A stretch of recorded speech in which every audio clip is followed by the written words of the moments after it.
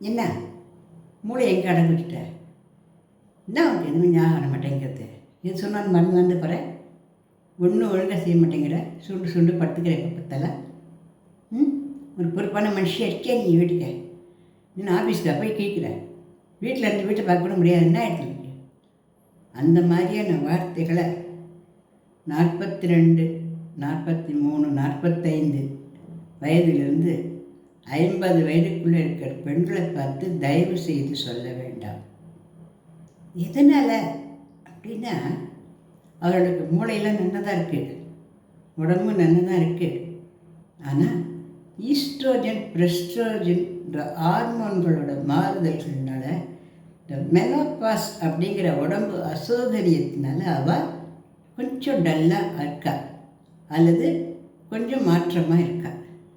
இந்த விஷயத்தை வீட்டில் உள்ளவ எல்லாருமே புரிஞ்சுக்கணும். வயிற்றில் பிறந்த குழந்தைகளும் அவள் எவ்வளோ பெரியவளாக எவ்வளோ காலேஜ் போகிறவளாக இருந்தாலும் வேலைக்கு போகிறவளாக இருந்தாலும் கட்டின புருஷனும் வீட்டில் உள்ள பெரியவளும் நிச்சயமாக அந்த இடத்த அவளுக்கு கை கொடுத்து சப்போர்ட் பண்ணணும். ஏன்னா அவள் வேணும்னு பண்ணுற பாஷை அங்கே இல்லை. சில பேர் அதை சமாளிச்சுன்னு போயிடுதான், சில பேருக்கு அது பெரிய பிரச்சனை தான். இந்த மெனோபாஸ் ஸ்டேஜை கடந்து வந்துட்டான்னா அதுக்கப்புறம் ஒன்றும் பிரச்சனை இல்லை, அவள் படுக்காத இருப்பாள். என்ன இதில் உடம்பும் ரொம்ப கொஞ்சம் தாக்கு பிடிக்க முடியாதுதான், கஷ்டம். மனசு அதை விட கொஞ்சம் பலகீனப்பட்டு போகும். இந்த 2 இடத்துக்கும் சப்போர்ட் பண்ணி எந்த மனுஷன், அதாவது கணவனாக இருக்கிறாரு, பார்த்துக்கிறாரோ அந்த குடும்பம் சண்டை பூசல் அமக்கலம் இல்லாமல் செழிச்சுட்டு வருது.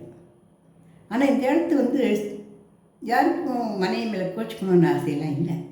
இந்த அவசரமான உலகத்தில் நம்ம எல்லாமே அர்ஜென்ட்டாக ஓட வேண்டியனுடைய அவசரத்தில் தான் நம்ம ஒரு வார்த்தையை சொல்கிறோம்.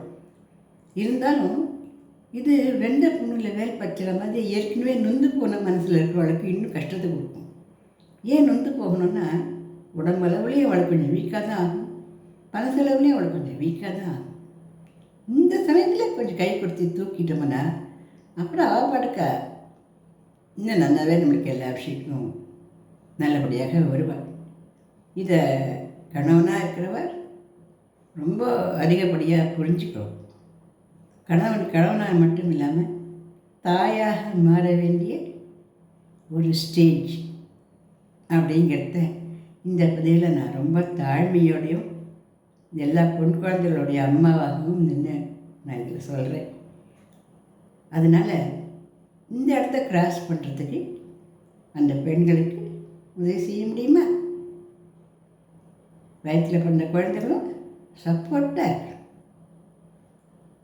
அம்மா பார்த்து அவனுக்கு ஒன்றும் தெரியல அப்படிங்கிறதோ, அதில் ஏன் அவரே சோம்பேறியில் படுத்துக்கிற அப்படிங்கிறதோ, என்னால் முடியலையே, நீங்கள் ஏன் ஓடி போடும் போல இருக்கு அப்படின்னு அழுத்துக்க இந்த தரான்னு சொல்ல போகிற அப்படின்னு அவள் ஆரம்பித்து வச்சு நம்ம முடிச்சு வச்சு கேலி பண்ணுறது இந்த எல்லாத்தையும் தயவு செஞ்சு நிறுத்திடுங்க.